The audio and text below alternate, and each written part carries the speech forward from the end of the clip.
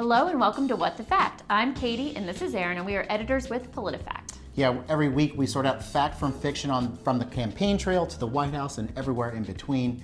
This week it's kind of a mix. Donald Trump, if you've ever seen him speak, he often talks about sending the troops home. Here he is. We're bringing our soldiers back home from the endless wars. Endless wars, they don't stop. They don't stop. The plan is to get out of endless wars, to bring our soldiers back home. American combat troops should not be at the center of ancient sectarian conflicts all over the world. Bring our soldiers back home. So if you listen to Trump, Katie, the troops are coming home. But actually one of his former advisors paints a pretty different picture. Here's Brett McGurk. One final point. Yes, sir. Leaving Syria cedes so much influence to our adversaries. It has ceded initiative to Iran. That is one reason we're seeing so much increased tension in the region, and that President Trump has sent 14,000 American troops to the region since May.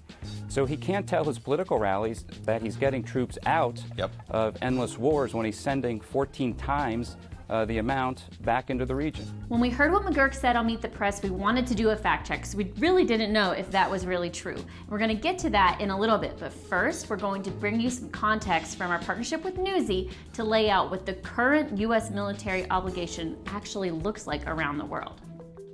The U.S. military regularly deploys troops around the world. Thousands of people are stationed in allied countries like Germany, Italy, Japan, and South Korea every year. But after 9/11, the U.S. started sending thousands of troops to the Middle East, starting with Operation Enduring Freedom. For the first year of that offensive, a congressional report estimates that on average between 5,000 and 9,000 individuals were deployed on the ground in any given month. But thousands more participated from elsewhere, like from Navy ships positioned nearby. The number of troops on the ground in Afghanistan peaked in 2010 and 2011 at around 100,000. Since then, the count there has gradually dropped. Current U.S. troop levels in Afghanistan are estimated at about 12,000 or 13,000. The U.S. has also had troops on the ground in Iraq for the last 16 years. That effort started in earnest in 2003 with the launch of Operation Iraqi Freedom. 6 months after the invasion began, the U.S. had about 183,000 active-duty military personnel stationed in and around Iraq. That operation officially came to an end in December 2011. By September the next year, there were less than 200 active-duty military troops in Iraq. But levels started going up again in 2014 with the beginning of Operation Inherent Resolve, the international task force focused on battling ISIS in Iraq and Syria. September 2017 was the last time the Department of Defense released specific personnel numbers for Iraq, Afghanistan, and Syria. That quarterly report said about 27,300 active-duty, reserve, and civilian personnel were deployed in those three countries. For years, politicians on both sides of the aisle have called for bringing troops home from the Middle East. Presumably, they're focused on bringing combat troops home, but achieving that is complicated. History shows a sudden drawback of U.S. troops can increase instability.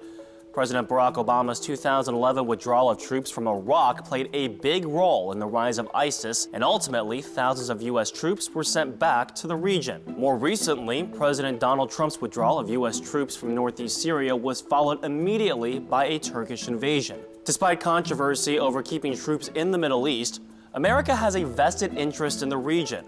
The U.S. has been there to promote peace and human rights, to protect oil reserves and the global market from instability, and to defeat terrorist groups who can thrive there. Politicians often talk, Katie, about pulling troops out of war zones and places overseas, but it's actually a lot harder to do than it is to talk about. And so here we have Brett McGurk who's saying, in Trump's case, he's kind of celebrating that we pulled out 1,000 troops from Syria. He's actually saying, well, Trump has inserted 14 times more troops, 14,000, into the same region. And in a very short amount of time. So when we followed up with McGurk about where he was getting this information, he referenced a department press release from October 11th. And in that press release, the U.S. announced a commitment of about 3,000 troops to Saudi Arabia. The press release went on to say, to talk about the U.S. military involvement across the Middle East and across other parts like Afghanistan and Central Asia, and that brought the number of troops to about 14,000 committed just since May. So McGurk's statement really did check out. And it rates? True. All right, true. You don't see that too often.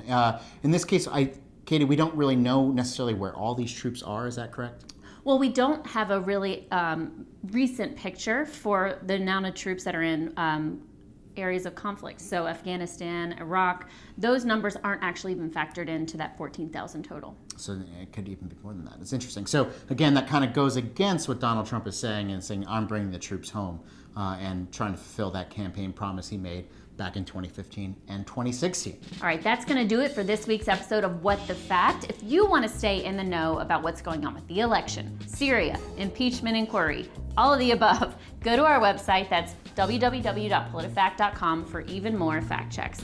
Until next week, I'm Katie and this is Erin. Goodbye.